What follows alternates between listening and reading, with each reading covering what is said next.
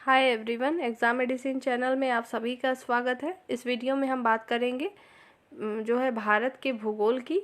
भारत के भूगोल में भी हम सिर्फ देखेंगे कि भारत की मेन चीज़ें एक दृष्टि में देखने की कोशिश करेंगे।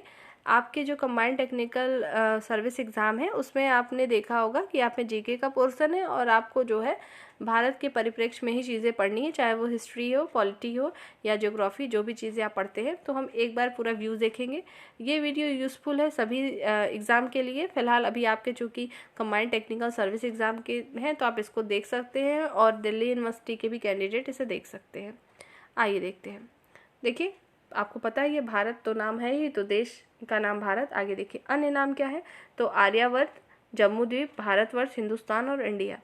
राजधानी क्या है, नई दिल्ली। भौगोलिक स्थिति क्या है, तो उत्तरी गोलार्ध में अवस्थित है। आगे बढ़ते हैं। अक्षांशीय विस्तार, यहाँ से प्रश्न अक्सर बनते हैं। अक्षांशीय विस्तार को देखिए 8 डिग्री 4 मिनट उत्तरी अक्षांश से 37 डिग्री 6 मिनट उत्तरी अक्षांश पे है। देशांतरीय विस्तार कितना है, 68 डिग्री 7 मिनट जो है पूर्वी देशांतर से, 97 डिग्री जो है 25 मिनट पूर्वी देशांतर है। और ज्यामितीय आकार कैसा है, तो इसका चतुष्कोणीय है, इस प्रकार से है, आप देखते हैं। ठीक, आगे बढ़ते हैं। मानक समय 82.5 जो है पूर्वी देशांतर, इलाहाबाद के समीप नैनी के में जो है मिर्ज़ापुर नैनी, यहाँ पे इलाहाबाद में नैनी के समीप आप यहाँ बोल सकते हैं। मिर्ज़ापुर के का समय जो है 82.5 पूर्वी देशांतर भारत के 5 राज्यों से होके गुजरती है। और एक चीज़ और पता होना चाहिए, जो 82.5 है वो ग्रीनविच माध्य समय से 5.5 घंटे, मतलब 5 घंटा और 30 मिनट आगे है। पूछा जाता है कि कितना आगे होता है। और जो 82.5 है, 82.5 पूर्वी देशांतर है, ये 5 राज्यों से होके गुजरती है। तो उस राज्य के नाम हम यहाँ देखते हैं। उत्तर प्रदेश, मध्य प्रदेश, छत्तीसगढ़, उड़ीसा और आंध्र प्रदेश है। नाम याद कर लीजिएगा। आगे देखते हैं। भौगोलिक विस्तार में देखेंगे तो लंबाई, उत्तर से दक्षिण की तरफ लंबाई इसकी, उत्तर आपका ऊपर होता है तो ऊपर से जब नीचे आप बढ़ेंगे तो कितनी होती है, 3214। इसको मैंने कई बार बताया याद करने का तरीका, कैसे याद कर सकते हैं। यहाँ से लिखने अगर स्टार्ट करेंगे तो 1 2 3, लास्ट में 4 लिख दीजिए, तो 3214 किलोमीटर उत्तर से दक्षिण की तरफ हो गया। इसी प्रकार से हम देखें तो पूर्व से पश्चिम जाएंगे तो पूर्व इधर है, ये ऐसे हम गए, ये पूर्व से पश्चिम। ठीक, इधर आपका पूर्व होता है, पता ही होगा, और इधर पश्चिम होता है, ना पता हो तो जान लीजिए। तो इसको ये कितना होता है, तो 2933 होता है। ठीक, इसे याद कैसे कर सकते हैं, ऐसे याद करेंगे। देखिए आप जैसे यहाँ पे आपने 3 लिखा, यहाँ पे 3 लिखा, 3 का जब मल्टीप्लाई करेंगे तो क्या होता है, तो 9 होता है। कितनी बार किया है आपने 3 को, तो 2 बार किया है, तो याद रखेंगे कि 2933 किलोमीटर। आगे बढ़ते हैं। स्थलीय सीमा, जो स्थलीय सीमा की है पूरी लंबाई दिया है कितना होता है, तो आपका होता है 15,106 किलोमीटर। आप 0.7 नहीं भी करेंगे तो चलेगा, इतना याद रखिएगा। और जलीय सीमा की जो कितनी है, तो 7516 किलोमीटर, या तो कह सकते हैं 7516 किलोमीटर है। ठीक है, ये जलीय सीमा। स्थलीय सीमा क्या है, तो आपने देखा होगा कि जो भारत का मैप आप देखते हैं तो इस तरीके से कुछ होता है, तो यहाँ पे भी कुछ उसके राज्य हैं, तो ये तटीय सीमा से भी जुड़े होते हैं। और ये जल है इधर पूरा, आपका पता ही होगा कि नीचे क्या होता है, आपका हिंद महासागर, इधर बंगाल की खाड़ी होती है और इधर अरब सागर होता है। ठीक है, तो ये सब, तो यही है आपका जलीय सीमा का मतलब है जो इसका जल वाला ये पूरा सीमा है, जल से लगा हुआ क्षेत्र है, उसकी लंबाई। और जो स्थलीय सीमा होती है, जो जल से नहीं लगी होती, टोटल स्थलीय सीमा की बात हो रही है। ठीक, आगे बढ़ते हैं।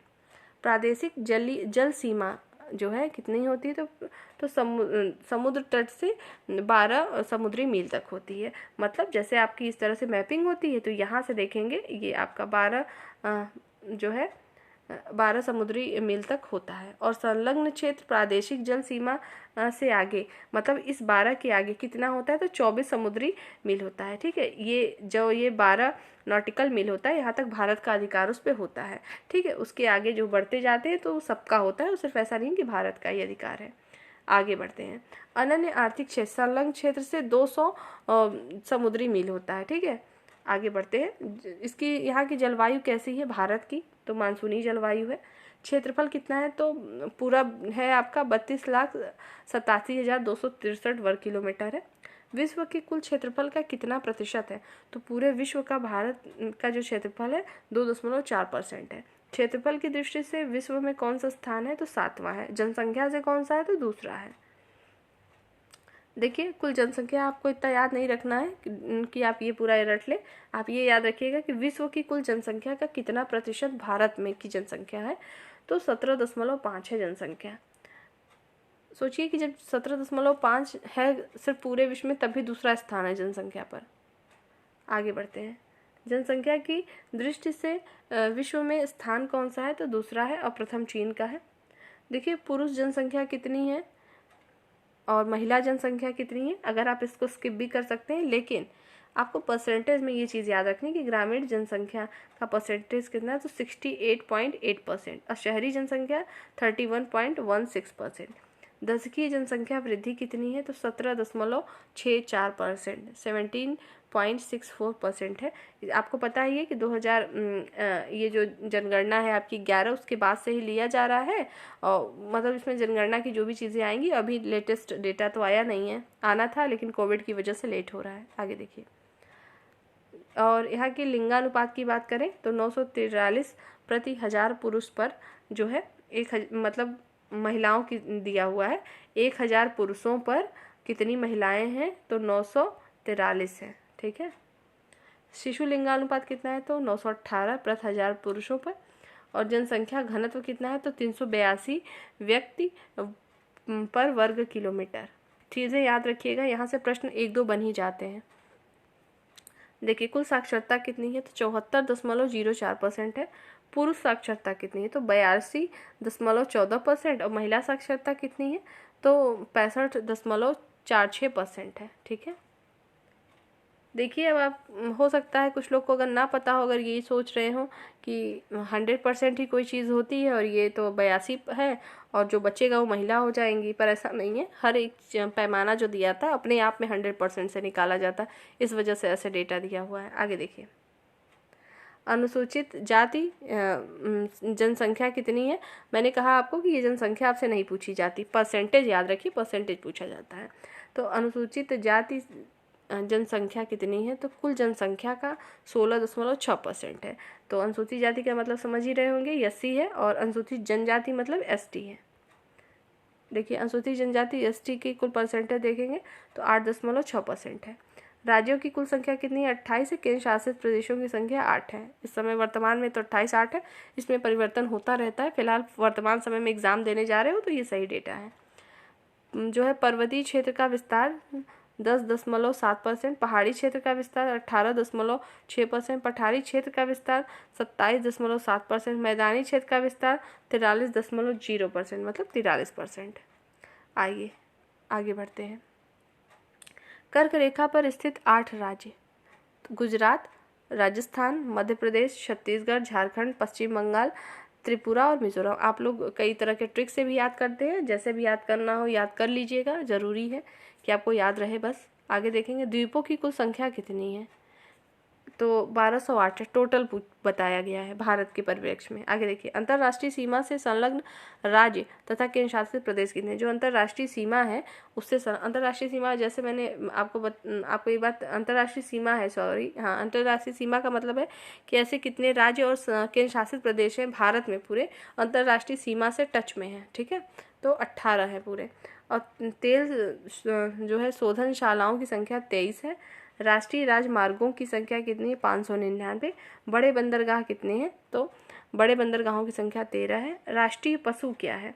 तो बाघ है। इसका वैज्ञानिक नाम क्या है? तो पैंथेरा टाइग्रिस। राष्ट्रीय विरासत पशु हाथी है। राष्ट्रीय मोर जो है, सॉरी, राष्ट्रीय पक्षी मोर है। वैज्ञानिक नाम क्या है? पाओ क्रिस्टेटस। राष्ट्रीय वृक्ष बरगद है। ठीक है। राष्ट्रीय फूल पुष्प मतलब वही कमल है। और राष्ट्रीय चिन्ह अशोक स्तंभ है। राष्ट्रगान जनगण मन है। रचयिता रविन्द्रनाथ टैगोर। राष्ट्रीय गीत वंदे मातरम बंकिम चंद्र चटर्जी। आपको इन सबको पॉलिटी से कनेक्ट करके ध्यान रखना है कि जो आपका राष्ट्रीय चिन्ह है कब अपनाया गया, राष्ट्रगान कब हुआ था, राष्ट्रगीत कब हुई थी, ये सब आपको वहाँ से ध्यान से याद कर लेना है। जो राजकीय भाषा है वो हिंदी है। राष्ट्रीय लिपि देवनागरी है। और राष्ट्रीय वाक्य क्या है? सत्यमेव जयते। पूछा जाता है सत्यमेव जयते कहाँ से लिया गया है? तो मुंडकोपनिषद से लिया गया है। राष्ट्रीय ध्वज तिरंगा है। राष्ट्रीय नदी गंगा है। राष्ट्रीय जलीय जीव गंगा डॉल्फिन है। ठीक है, इतनी चीज़ों को आपको याद रखना है। देखिए जो है पुडुचेरी का भौगोलिक विस्तार, तमिलनाडु। देखिए पुडुचेरी जो है उसका विस्तार 3 जगह पर है। कहाँ कहाँ? तो तमिलनाडु के कराईकल और केरल के माहे और आंध्र प्रदेश के यमन राज्य में स्थित है। कौन? तो पुडुचेरी। याद रखेंगे, इससे भी प्रश्न बनते हैं। उम्मीद है आपको एक स्लाइड में जितनी चीज़ें प्रोवाइड की गई होंगी आपके लिए बेहतर रही होंगी। इसको 1 से 2 बार देखिए, एक व्यू में आपको ओवरऑल भारत की चीज़ों के बारे में कुछ चीज़ें पता भी हो जाएंगी और याद भी हो जाएगी। नेक्स्ट वीडियो में नई टॉपिक के साथ हम फिर मिलेंगे। तब तक के लिए टेक केयर। जय हिंद।